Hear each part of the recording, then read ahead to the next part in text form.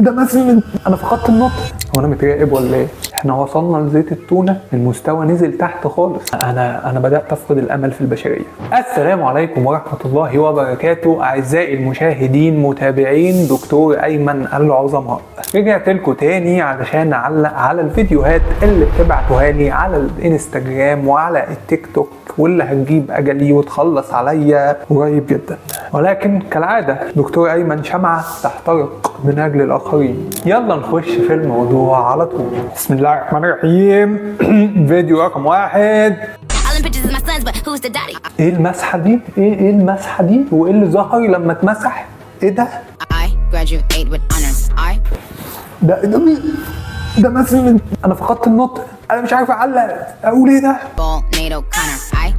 هو ممكن المكياج يداري لهذه الدرجه؟ اصل انا بيجي لي بنات كتير عندهم حب شباب ومهما حطوا مكياج برضه بيبقى ظاهر ان في حبوب، ولا ده شغل انستجرام يعني هو عشان بعيد عن الكاميرا وكده فمش باين؟ خبراء المكياج ينزلوا لنا في الكومنتات ويقولوا لنا الكلام ده. تعالوا نكمل نشوف هتعمل ايه.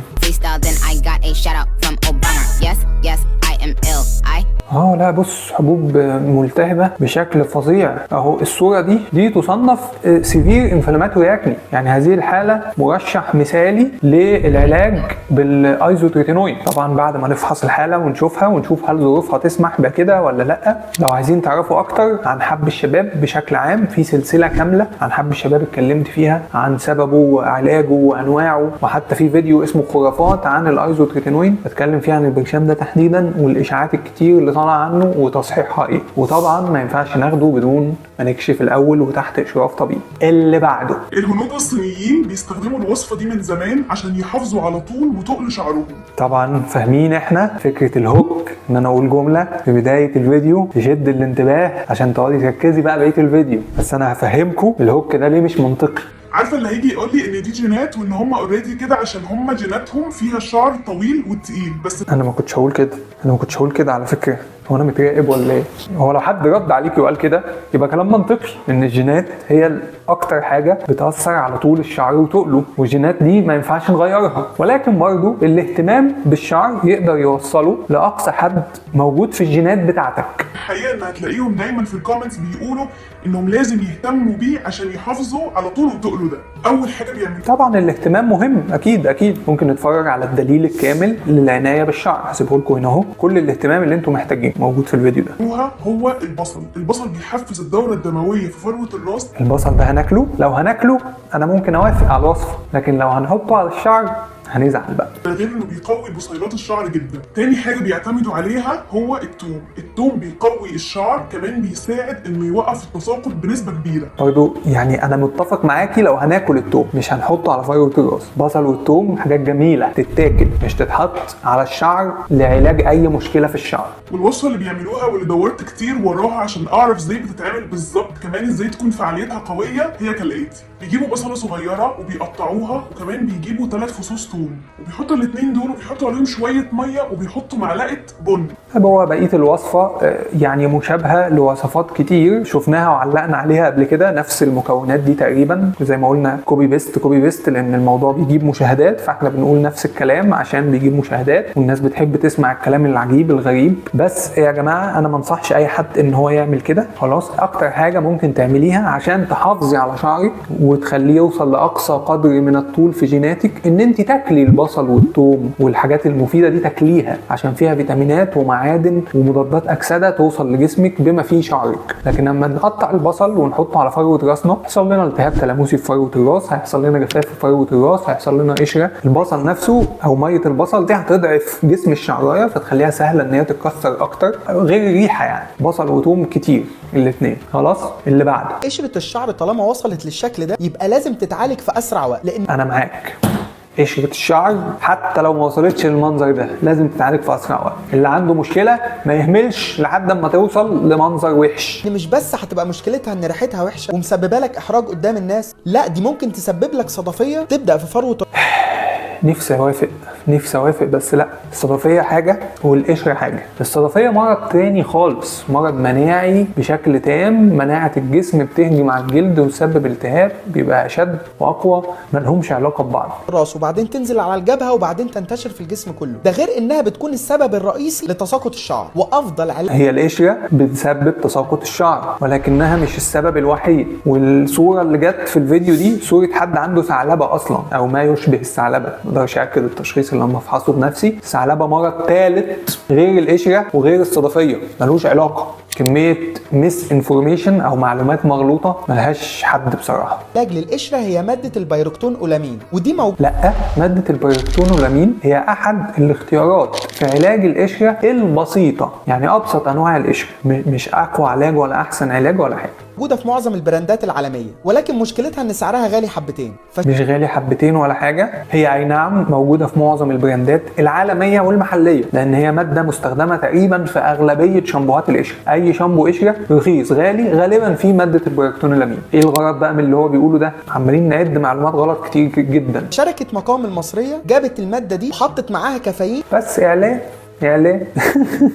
انا مش هكمله بقى، انا مش هكمل. اول هو بيرص لك شويه حاجات كده قشره ويخوفك من القشره هتقلب بصدفيه، لا هو ايه اقوى علاج ليها؟ هو الماده دي اللي موجوده في الشامبو اللي انا طالع اعمل لك ليه اعلان. طبعا اتكلمنا ان الكلام ده مش صحيح، الماده دي موجوده في اغلبيه الشامبوهات بتاعه القشره من ارخص حاجه لاغلى حاجه، ومش هي اقوى علاج للقشره ولا حاجه، بالعكس في اغلبيه الحالات اللي بتحتاج ان هي تكشف بتكون علاج غير كافي، لازم ناخد معاها حاجات ثانيه. اللي بعده، عندك مرض مزمن وزهقت من كتر العلاجات ومفيش حاجه جايبه نتيجه، كشفت مع دكتور واثنين وثلاثه وبرضه مفيش فايده. قدرنا نساعد مئات الحالات اللي زيك بالظبط عن طريق نظام الكشف والمتابعه اونلاين اللي طورته بنفسي علشان يمكنني ان انا اقدر اشخص واعالج المريض مظبوط.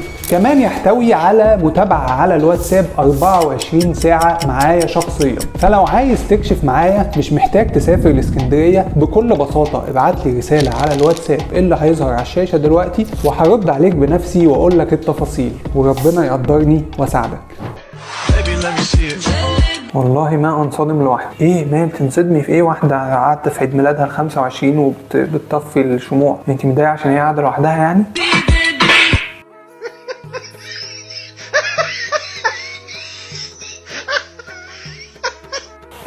ده طلعت 52 مش 25. انت بدلت الشمعتين كده سبحان الله. وبعدين غالبا اللي جم بقى نكدوا عليها عيشتها دول هم اولادها، يعني ما هي الامومه مش سهله بس مستاهله، يفضلوا ينكدوا عليكي لحد ال 52 وتسيبوا الست تفرح، يعني سيبوها. طبعا انتوا بتسالوا نفسكم يعني هو ليه بنعلق على حاجه زي كده؟ اللي بعت لي الفيديو ده الحقيقه سالني سؤال مهم، قال لي هو ازاي في سنها ده شكلها كده؟ والله بخلاف البوتوكس والفيلر والحاجات دي اللي ممكن تتعمل كاجراءات في العياده، الله اعلم هي عامله ولا لا لان الصوره من بعيد، بس مش ده موضوعنا. اكتر حاجه هتحافظ على بشرتك اولا هي انك تحافظي على وزنك، يعني وزنك ما يفضلش يزيد وينقص، يفضل ثابت. يعني انت وزنك 50 كيلو تفضلي 50 كيلو او تلعبي كده ايه في 52 بتاع، ده اكتر حاجه هتحافظ على بشرتك لان الجلد مش هيقدر يتمدد وينكمش فيظهر فيه تجاعيد. تاني حاجه التعرض للشمس، دي اكتر حاجه بتظهر علامات تقدم السن. التعرض للشمس المزمن على مدار سنين طويله هو السبب الرئيسي في عجز البشر، فنستخدم واقي شمس من سن صغير. وبقيه الحاجات اللي بنقولها في الدليل الكامل للعنايه بالبشره زي الترطيب واستخدام غسول مناسب، الكلام ده كله مهم جدا جدا، والرياضه والاكل الصحي، نشرب ميه كتير، هي دي الحاجات المهمه الاساسيه، بخلاف بقى الاجراءات اللي في العياده. اللي بعده باخد منها شويه وبحطهم كده على بشرتي. تستعمل زيت التونه على بشرتها وجسمها. زيت التونه احنا وصلنا لزيت التونه المستوى نزل تحت خالص، وبدلكها كويس جدا جدا ومش بسيب بقى دي حطيتها على وشها بجد، ده الناس مش بتطيق ريحتها ليه كده؟ ايه اي حاجه في وشي وكمان ايديا وكل حاجه، وبروح قلت لك في وشي وفي ايديا وكل حاجه. بصحى من النوم بقى بغسل ايدي ووشي كويس جدا جدا بغسول. دي بتحطه وبتنام بيه يعني بتحطه بالليل تنام كده جنب ريحتها تونه لا مؤاخذه في يا عيني يا ابني عليك. اكتبوا في الكومنتات لو تعرفوا قصدي مين. الوش والميه الدافيه وبحط بقى كريم مرطب. مش محتاج اقول لكم ما تعملوش كده، لان هو اللي هيعمل كده لا يسمع لصوت العقل والمنطق. فانا لو حد ناوي يعمل كده او ممكن يشوف فيديو زي ده ويعمل كده، ان انا احاول اقنعه ده مش هيغير رايه. بس يعني ايه الميزه في زيت التونه؟ مش عارف، ما هو زيت عباد شمس عادي، غالبا اللي بيبقى في التونه ده زيت عباد شمس او زيت ذره عادي يعني، مش فاهم. بس ارجوكوا ما تعملوش كده. انا بدات افقد الامل في البشريه بجد، وفجاه كده عايز اكل تونه، ما اعرفش ليه. اللي بعده، انتوا عارفين دي ايه وبتعمل ايه؟ رحت لا مش عارفين. يلا اكيد انت هتقولي لنا بقى. العطار قلت له عايزه شويه بذر كتان يعني قد كده اهو. اتفاجئت جدا ماشي. رحت جبت بذر كتان وبعدين؟ من سعره لقيتهم عاملين 15 جنيه. الحقيقه كنت فاكره ان هو هيطلع سعره اغلى من كده بكتير. هي اسهم بذر الكتان في البورصه في النازل اليومين دول، محدش بيشتريه، بس غالبا بعد الفيديو اسهمه هتزيد فسعره هيغلى ان شاء الله. اشتريت شويه بذر كتان في فنجان، وحطيت عليه فنجانين ميه من نفس حجم فنجان بذر الكتان، وحطيتهم على النار 5 دقائق بالظبط. القوام بتاعه تقل. بعد كده حطيته في القوالب دي. ايوه، هنعمل بيه ايه بقى؟ يعني انا مش فاهم برضه، هل دي مثلا حاجه زي العجوه كده هنحشي بيها الكحك بما ان العيد بقى داخل علينا وكده، ولا ايه؟ وبعد كده هنحطهم في الفريزر، وبعد كده هنطلعه. هنحطه في الفريزر. طلعناه، شكله شبه العجوه فعلا. وده هيكون شكله. هنبتدي بقى نحطه على بشرتنا بعد ما يطلع. اكيد طبعا، ما انتوا باعتين الفيديو للدكتور جلديه، يعني هتكون هتحطه على ركابها مثلا عشان خشونه المفاصل، لازم هتحطه على وشها طبعا. طب هو مبدئيا اي حاجه طالعه من الفريزر يعني متلجه ما تحطهاش على بشرتك خالص، الا لو مخبوطه لا قدر الله وعايزه تقللي التورم مثلا بتاع الكدمه او كده، لان اي حاجه ساقعه كده ممكن تعمل حرق بارد. يعني زي ما السخن بيحرق الساقع بيحرق، ده غير الالتهاب التلاموسي اللي ممكن يحصل بدرجه اقل. غير ان هو بيشد البشره وبينضفها جدا وبيرطبها قوي، وبيقلل ظهور التجاعيد، وكمان بيعمل تقشير للبشره من القشور اللي بتكون موجوده فيها من الجفاف اللي بتتعرض له. ومش معنى ان هو بيشيل القشور ان هو بينشف البشره، لا طبعا، ده كمان بيخلي البشره مترطبه جدا بعد ما وبيخليها تطير في الفضاء الخارجي وتسرح في ملكوت الله، والبشره فجاه بتنور واضاءتها بتعمي كل الحاسدين. وماله، هو حد هيدور ورانا؟ مفيش دكتور جلديه يعني هيتفرج على الفيديو ويطلع يقول اذا كان صح ولا غلط. ايه ده انا عملت كده. اللي بعده، السر الياباني لتبييض البشره هيفتح. هو انا ما يعديش فيديو عليا من غير ما اتشرف بحضرتك؟ يا جماعه بطلوا تبعتوهولي خلاص بقى، خلاص. وبعدين بيقول لك سر ياباني تاني، عملتها قبل كده. ياباني عملناها، وكوري عملناها، ومغربي عملناها. اختار بلد جديده. يعني ممكن نقول ايه؟ السر البوركينا فاسوهي، بس دي ممكن تتفهم غلط. بشرتك بسرعه البرق 3 درجات 3 درجات.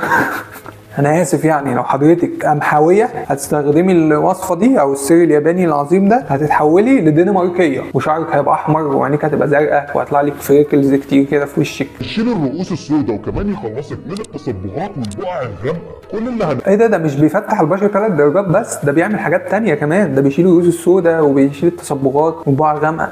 ماشي ده عظيم. ايه ده؟ محتاجه هو الرز الابيض، وده من اسرار جمال. هو ده مش السر بتاع الفنانه غادة عبد الرازق؟ طالعه مش ياباني ولا حاجه. ما احنا شفنا بقى فنانه غادة طلعت مع ياسمين عز وقالت لها الرز هو السر. بص، ميه الرز طبعا بيمنع صوت الشعر وبيغذيه جدا.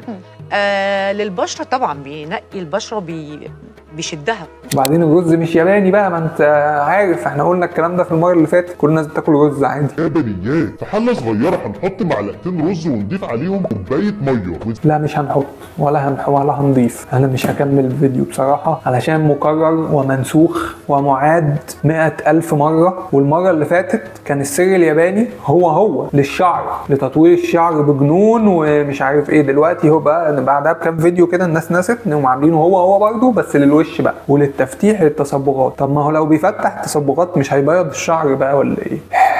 ارجو يا جماعه ان احنا لما نشوف فيديوهات زي كده نعمل للناس دي بلوك، او نستخدم عقلنا ومنطقنا في ان احنا ما نصدقش هذا الهزي. اي حاجه للاكل فهي للاكل، ما تتحطش على الوش. وبهذا نختم الفيديو. ولو عايزين تتفرجوا اكتر ممكن تشوفوا الفيديو ده برضو، كان فيه حاجات تشل كده. وننزل على تحت كده هنلاقي زرار نشترك على القناه علشان نشوف الفيديوهات اللي جايه اول باول. انا دكتور ايمن، واتمنى دايما اشوفكم على خير.